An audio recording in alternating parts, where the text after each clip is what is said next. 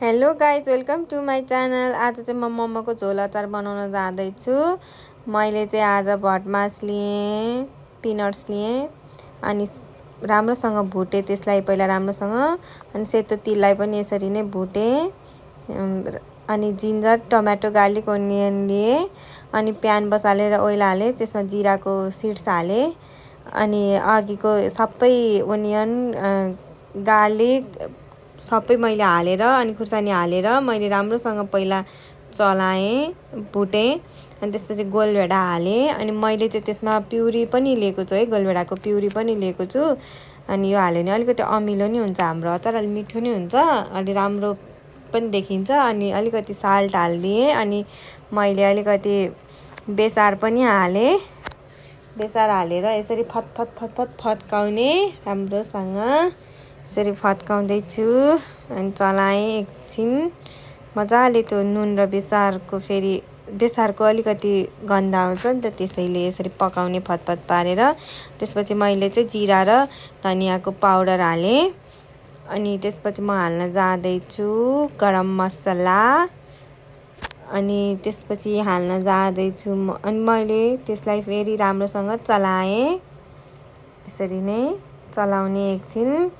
अनि एकछिन चलाउँदै गएपछि मैले हाल्न जाँदैछु अब टिमुरको धुलो। यो टिमुरको धुलो हालिदिन्छ, अलिकति मिठो टेक्स्ट आउँछ नि अचारमा, त्यही भएर। अनि खाँदा नि जिब्रो परपर गर्छ नि र मिठो हुन्छ। अनि यसरी चलाउने, यसरी चलाई एकछिन पाक्न दिनु पर्यो। अनि अघि मैले पिनट्सहरू भुटेको थिएँ नि, त्यसलाई चाहिँ अलिकति हल्का ग्राइन्ड गर्ने। अनि यसरी फेरि त्यसैमा आधी जति हालेर अनि मैले पकाएँ फेरि। यसरी यतिको भएपछि अनि मैले धनियाँ हालेँ मिक्सरमा।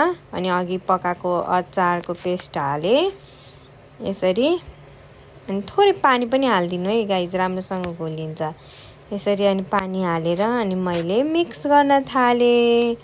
अनि मिक्स गरेको यतिको बाक्लो भएको छ। अब यसैमा हल्का पानी थपेर, कतिको बाक्लो खान मन लाग्छ, कतिको पातलो खान मन लाग्छ, त्यही अनुसारले गर्ने। मैले चाहिँ 2 गिलास जति पानी हालेको थिएँ। अनि त्यसपछि मैले त्यसमा लेमन एड गरिदिएँ यसरी। लेमन चाहिँ अलि मजाले नै हाल्नु पर्यो। लेमन चाहिँ खतरा स्वाद आउनु पर्यो, अमिलो हुनु पर्यो। यसरी लेमन पनि एड गरेँ। अनि त्यसपछि मैले फेरि चलाइदिएँ लेमनलाई। अनि मैले अघि धनियाँ अलिकति माथिबाट हालेर अनि तिलको अघिको त्यो भुटेको तिल माथिबाट हालेपछि कति राम्रो देखिन्छ खाँदा पनि। त्यो झोल खाँदा पनि त्यो तिल चपाउँदाखेरि कस्तो मिठो स्वाद आउँछ। त्यही भएर मैले यसरी तिल हालेर हेर्नु न, यो रेडी भयो। अब मोमोमा हालेर खाऊँ है त। Thank you for watching, bye by.